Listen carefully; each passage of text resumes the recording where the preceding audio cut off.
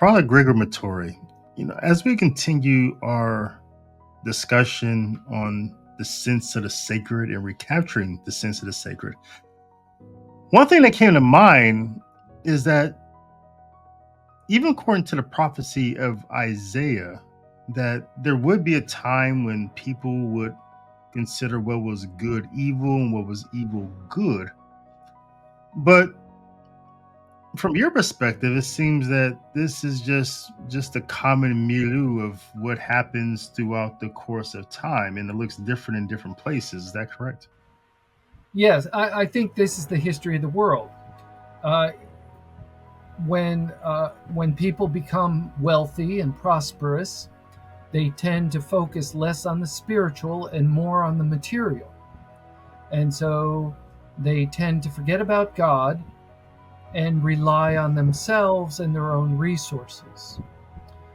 And there's a certain pride that comes with wealth, um, and of course, pride is a problem. You know, that's at the heart of the problem is human pride. So I would say that the fundamental problem is prosperity, is wealth. Now, on the one hand, wealth and prosperity allows us to progress. We're able to invent things that help humanity. So we have a lot of technology. Thanks to our wealth and prosperity, we have a lot of technology that actually helps people. The reason the earth can hold 8 billion people and more is because of our technology um, and all that we've developed through our own resources, through our thinking and our advances that were made possible through wealth and prosperity. On the other hand, as our technology increases, we become less focused on people and more on things. And we tend to become more concerned about accumulating stuff rather than really engaging in the human drama, in in real personal interaction. And I've noticed in my experience being a missionary in very poor countries that the emphasis on the personal, spending time sitting around talking, uh, greeting people, gathering together, and it's and the great blessing of children, and all sorts of personal things, real human interaction, in part because they don't have much, so they realize that what they do have is other people. And at the same time, they they want to make sure that people have enough to eat, have a place to live, things like that. So, but they're not so concerned with what we in the first world are more concerned with, luxury items and accumulating stuff. And how would you say that connecting with the community? And I know it's a pillar of Dominicans like yourself, that community piece. But as you saw it in places that you've been in religious life for over 3 decades, around 36 decades. I mean, 36 years, not 36 decades, 36 years. And I know you've been to Africa, you've been to Puerto Rico, you've been in different parts of the world. You've seen a lot of things, also in the United States. So that community piece that you've seen, that you've experienced in poor nations, How does that connect with the sacred, and how do people discover the sacred through community? Yeah, that's a great question. So I'd say mostly it's the church. See, this is the role of the church. The church, and it's unfortunate that I must say, sadly, that sometimes the church has not held, has not fulfilled its mission, which is to help people to become less concerned about this world and more about, the things, less concerned about the things of this world and more concerned about the things of heaven. You know, and how important it.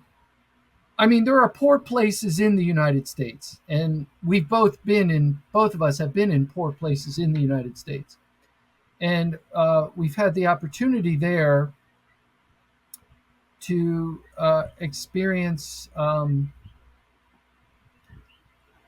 that the need for spiritual, for connecting people with God and with each other, um, and that really is the role of the church. uh, Unfortunately, um, I would say that the church has, I, in part, I would say, because of the wealth of the church, we've become somewhat secular ourselves. Um, we've, we've become too invested in um, in in creature comforts, and and I mean, it's natural to want to avoid um, poverty. It's natural to seek convenience and to make life easier. That's natural attraction, but that's that's exactly what we have to overcome. We have to overcome that instinct for comfort and convenience and wealth and the accumulation of the things of this world, because that's the way we help people. We, my order, the Dominican order, was founded by Saint Dominic. Tomorrow is his feast day, August 8th, and that's the name of your uh, programming, is Saint Dominic. So it's appropriate we mention Saint Dominic. Saint Dominic, he began an order of priests who would live poverty, because he realized from his preaching, he was a priest, but he realized from his preaching that he was not reaching people because there was something lacking in the authenticity, because they had so much money. They had money, they had wealth, they had stuff, and so he wanted his priests to live poverty, not not like the Franciscans, not poverty for the sake of poverty, poverty for the sake of preaching the gospel. There's something about when you have a lot of stuff, it takes away from the energy of preaching the gospel. And that's why, Jesus himself and his disciples, his apostles, lived a very simple life. And by poverty, I don't mean destitute poverty. I mean simple life. Simple, trying to live more simply. One thing I discovered in my living in poorer places is how much time they have. They have a lot of time. You know, in the United States, nobody has time for anything. There's something about the things of this world that kind of rob us of time. Time for thinking, time for contemplation, time for reflection. And so Dominic wanted his priest to have time to contemplate, to reflect, and uh, and that seems to happen better through poverty than through wealth.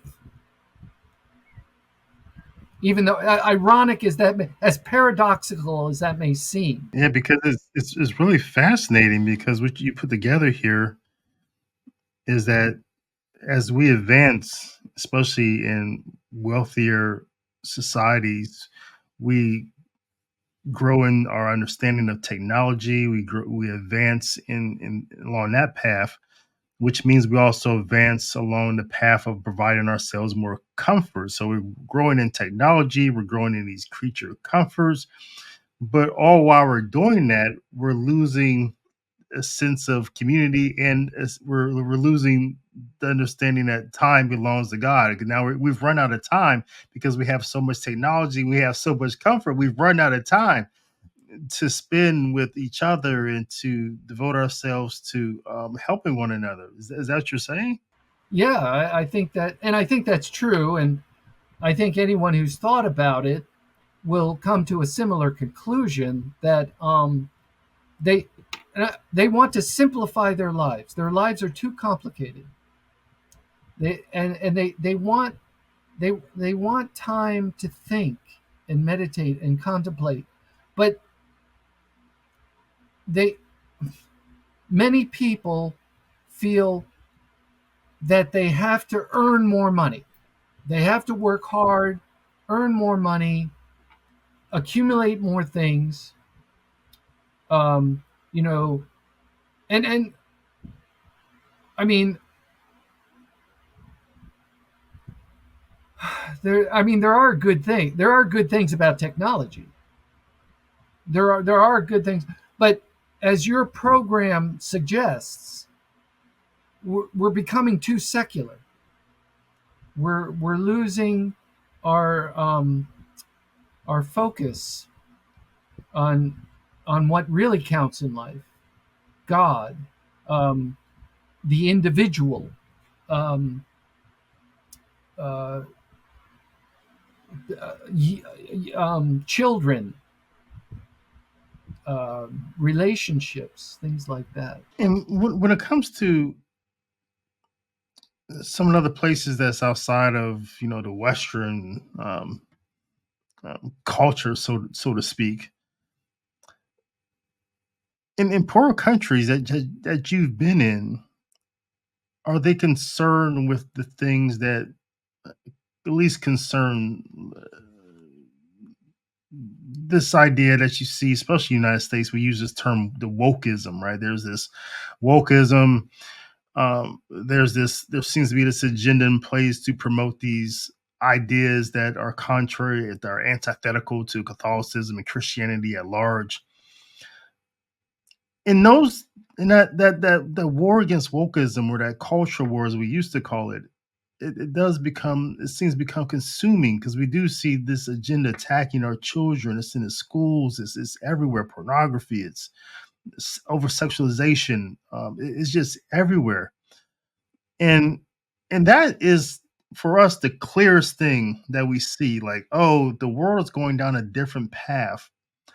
And as I started off with your class, I thought of, just, we look at scripture and things had always seemed to get worse. And I think people like you and people like I think we live long enough to see that things do get worse. And sometimes, we still have original virtue. We do improve. We have our saints. It's not all bad, but we're old enough to see, man, things aren't like they were just 10 years ago.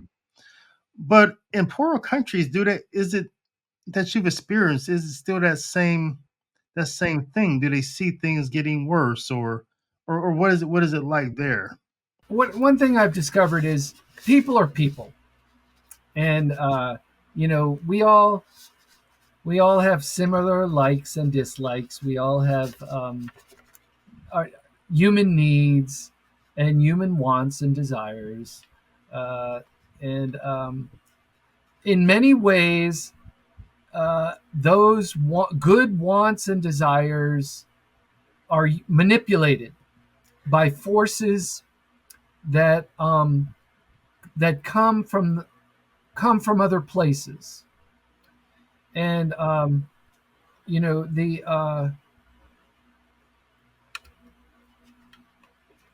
and this this is the nature of evil. The nature of evil is that it takes something good and it distorts it. And so the good of marriage is distorted uh, by false imitations of marriage, and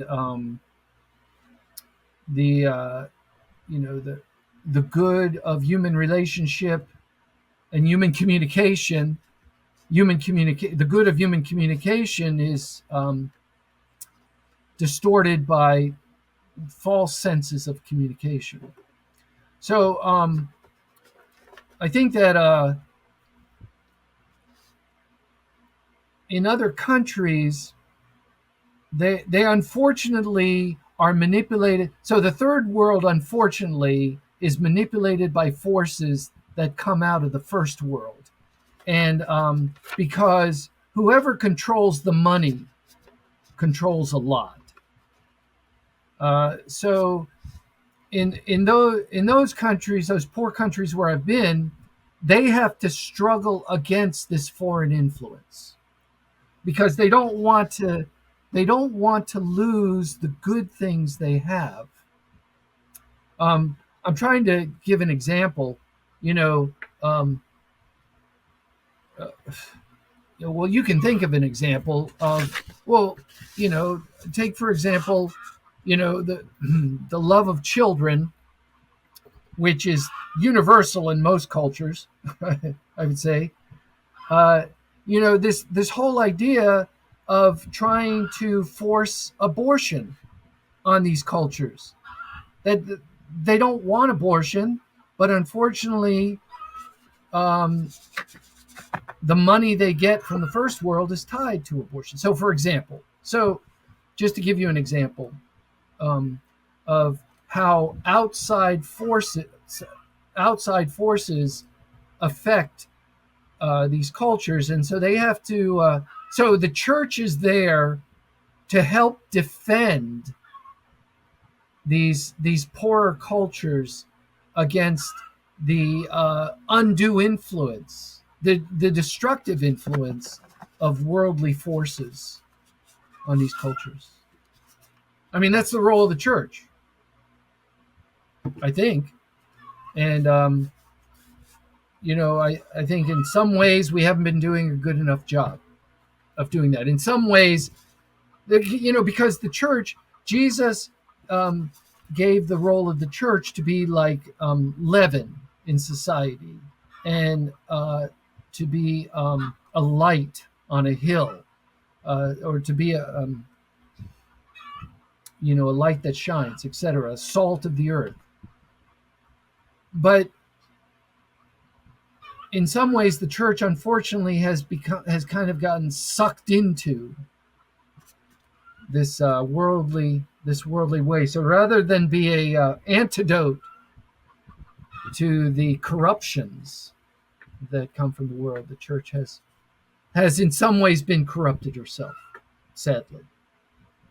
And that's why, from time to time, saints like Saint Dominic, the Lord raises up saints like Saint Dominic as a corrective. And so the way you put that together, it just makes it sound really sad in a sense that as I think about like everything that we've lost along the way, if the church in so many places isn't that being a light on the hill, isn't remaining salty, isn't protecting those who need to be protected from the false ideologies, from those who want to just use us and abuse us and throw us away, and create slaves out of us, whether it's slaves to do their labor or slaves to purchase their products, is the drive for commercialism. If the church isn't there to protect us from that, so much can be lost along the way.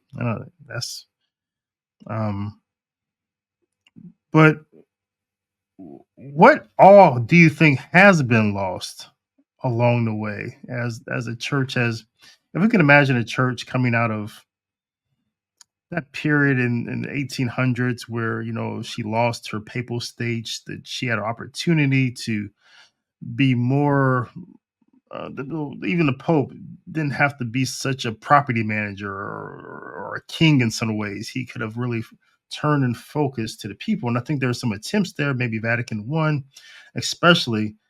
Um, they it looked like the church, okay, this is our job, and this is our Pope, and this is what he should be doing.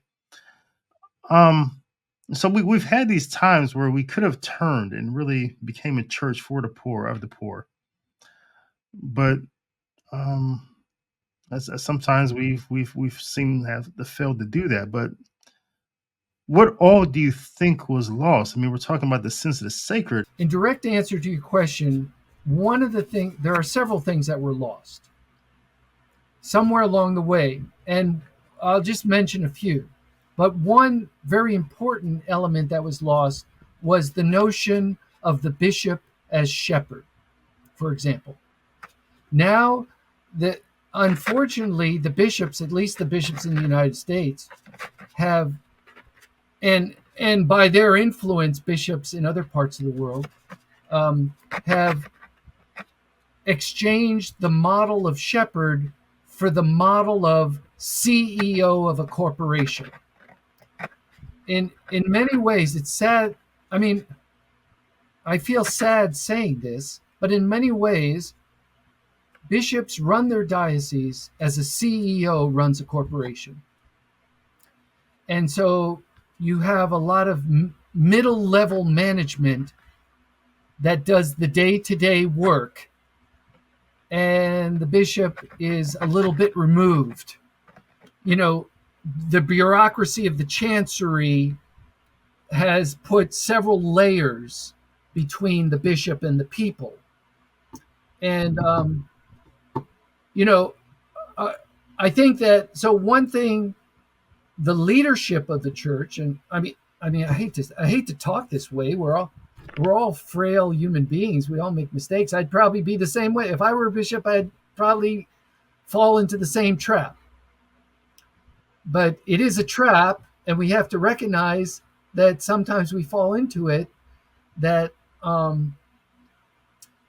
we distance ourselves because the diocesan bureaucracy has become, as in any bureaucracy, because it's become so, its tentacles have become so widespread that you basically, well, it's like this country. It's like the United States. The president comes and goes, but the bureaucracy stays there. And the country is really run by the bureaucracy, not by the president. And unfortunately, the bishops in our country have sort of adopted a similar thing, insofar as they've distanced themselves from ordinary people's lives,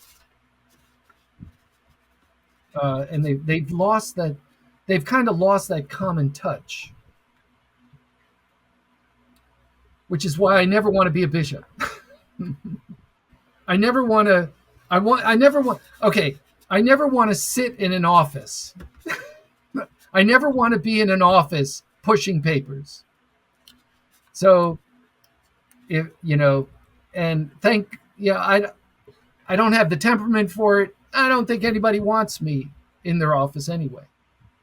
So I've enjoyed not being in an office, but being with simple, ordinary people, campesinos, the people of the earth, the ordinary people. That's what I like. That's why I became a priest. I became a priest not to sit in an office and answer phones. Mm-mm. I became a priest because I wanted to discover the truth of the human drama, what St. John Paul II described as the human drama, and that he experienced himself both under Nazi occupation and under Soviet communism. And I recall you saying that people who have less have more time to think about God. Is that and I've heard other people just speak in sense of, hey, it's the people, sometimes the people on the margins of society, sometimes they get it faster. They have these they get things faster when it comes to the spiritual life because they need God more.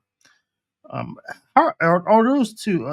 The first one, the former one, obviously comes from you, and then the latter one, I can't recall where I heard it about this idea about people on the margins get it faster. But if those things are both of those things are true, how do those connect to us being more oriented to those things that are sacred? You know, family, love, children. How does that the poverty and the people on the margins? How why is that true about them? They get it faster, or they get it better, or they just have more time to think about God, talk about God. Well, I think the first step is to take time to reflect on your own thoughts.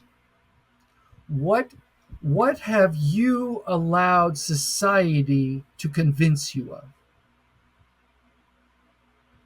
What what think about what do you what do you accept as true that may not be true? And I think that if we do that honestly, we will come to a point where we realize, wait, I've accepted certain things that just aren't true. Why? Because everyone around me thinks that. Because I was taught that in school, either explicitly or implicitly. And it's refreshing going living in another culture. It's refreshing going to another country that's not part of the first world to gain a completely different perspective, a different view of life, a different worldview. And it allows one to have an honest conversation with oneself. And that's fascinating because I guess it is the lie is just antithetical to the sacred. That it that if we go around believing these lies, these things that aren't true, I guess that's one huge barrier that's blocking us in our relationship with God. It's just never. It's just that simple, isn't it? Yeah, and speaking again of Saint Dominic, the name of your programming, what is the motto of the Dominican order? Veritas, Yeah. truth, and and contemplation, of course, because that's how we discover truth. Look at we discover truth by taking time out and contemplating and thinking. It doesn't have to be, and it doesn't have to be complicated. We don't even have to go anywhere. We just have to think things through. One thing Satan does not want us to do is think. Hmm. Think about that. He doesn't want us to think. He wants us to just accept. Just take what you've been fed. Don't reflect on it. Don't analyze it.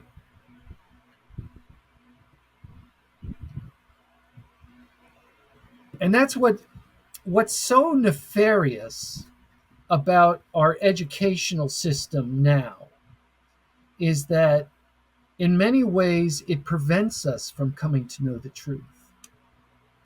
The academic system, academia has become so corrupt that it actually is a hindrance to coming to know what's true.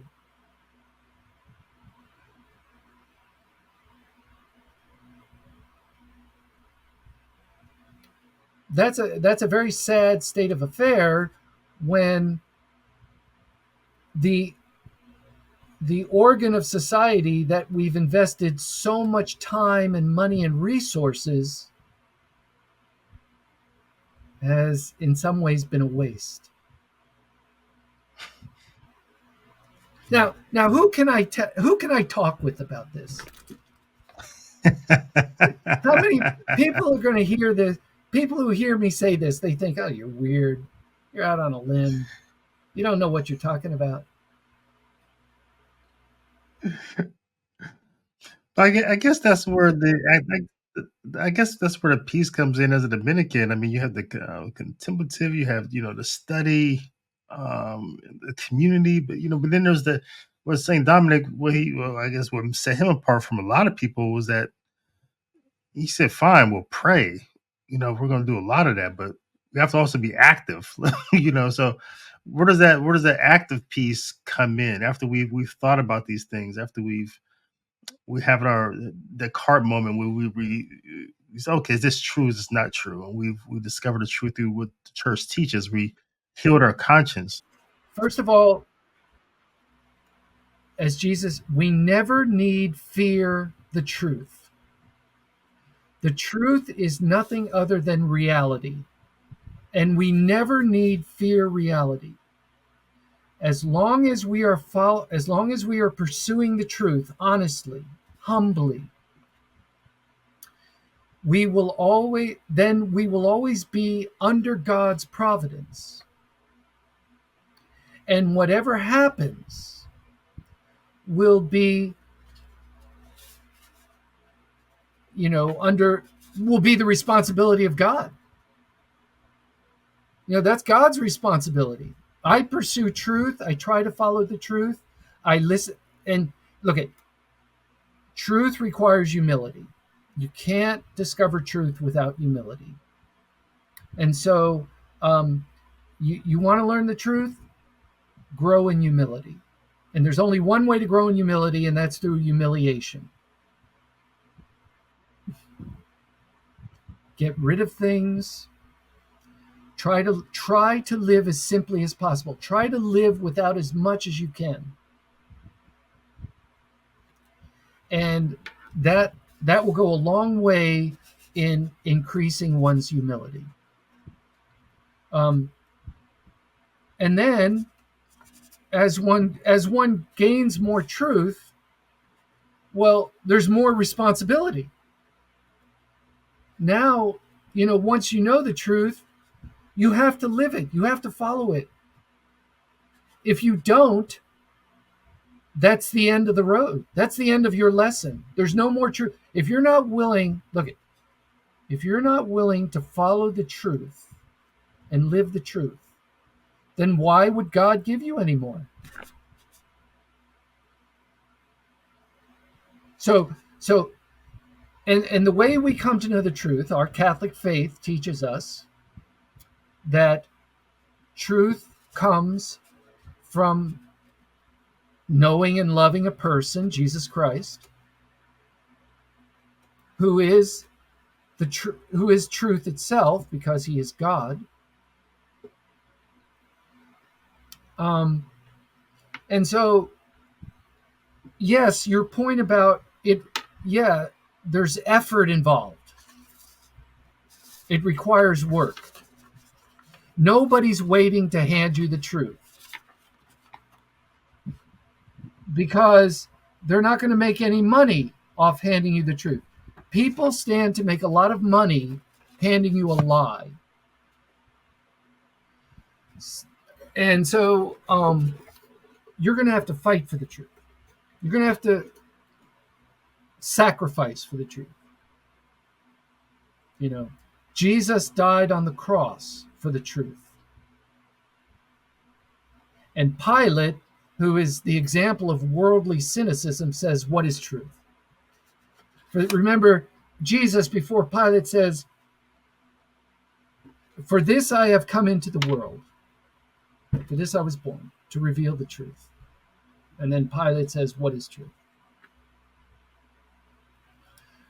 Well, this is what truth is. Truth is reality. And the more money you have, the less you have to face reality. And the less money you have, the more you're forced to face reality. Now, Father Maturi, someone in your class is listening to you now, and um, and they're probably being reminded, like I am, of what Jesus said to the rich man. Sell all you have, and come follow me. And we never know what happened to the guy. We can imagine maybe he did come back. You know, but and you said a lot about um humiliation, is the path to humility. So someone's listening to you in your class here, and they're saying, "Wow, Father Maturi is like really hard." Um, he just said, "Pick up my cross and follow Jesus." That just sounds hard and Oh, difficult. yeah. But Oh, that's we've too heard these difficult. Don't things, worry about that. Jesus yeah, didn't mean that. right, right. I mean, we've heard these things, um, but how would you say we ought to live these things? One of my favorite books, you've probably seen this too. One of my favorite books is I forget the name of it, but it teaches you to take bite-sized things. If you say, "Oh, I want to work out, I want to lose weight," the goal is not to get to the gym. The goal is to put on your shoes. And then the next goal is to get the keys. Next goal is to open up the door to the car, then Yeah. push the gas. So it's these bite-sized things to if you I want to read this great book, just read a page and then read 2 pages. So it's a sort of is there a bite-sized way to holiness, or we just have to just jump into the pool, into the deep end? Well, I think the first step is go to mass. Go to mass. Go to the sacraments. That's step number one.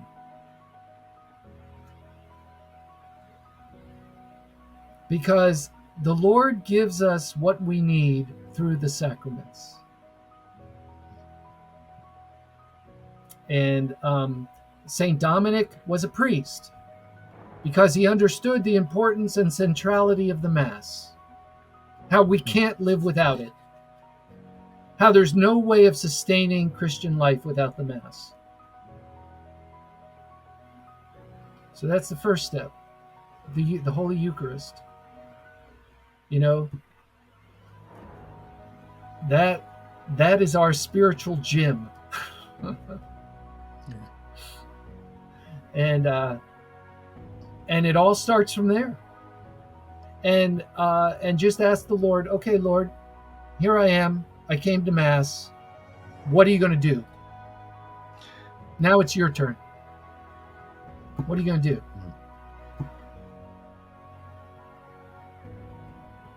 And I love celebrating Mass. I celebrate the Mass every day. And because I know how important it is. I think that's why God made me a priest, so that I would go to Mass every day. When I was in Africa, when I would travel to Africa, that's a 24-hour trip. I didn't go to Mass during that 24-hour trip. So there are things that come up, but so the vast majority of the time, daily Mass is a possibility. What are we talking about? Half hour? We're not talking about. Look, if a half hour is too much time, you're too busy. Okay, I have friends who are doctors who work like crazy. They go to Mass every morning.